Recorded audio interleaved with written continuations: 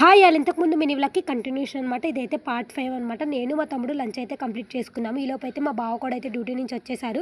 రాంగాలనే మీ తమ్ముడు వచ్చాడు కదా! స్కూటీ ఉందంటే, కాదు మీ చుట్టాలు అతనంటే నమ్మేశారనమాట. లోపలికి వచ్చడంగానే మా తమ్ముడైతే ఉన్నాడు.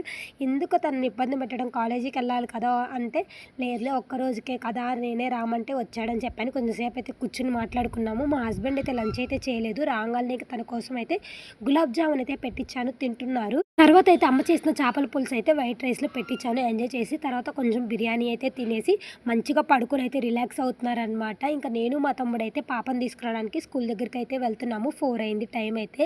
ఇంకా పాప స్కూల్ దగ్గరికైతే వెళ్ళంగానే మా తమ్ముడైతే కింద వెయిట్ చేస్తున్నాడు. నేనైతే పైకెళ్ళి పాపని తీసుకొని కిందకైతే వచ్చేసాను. తల్లి మాము వచ్చాడంటే ఫుల్ హ్యాపీ అనమాట. వాళ్ళ మామయ్య వచ్చాడని చెప్పి.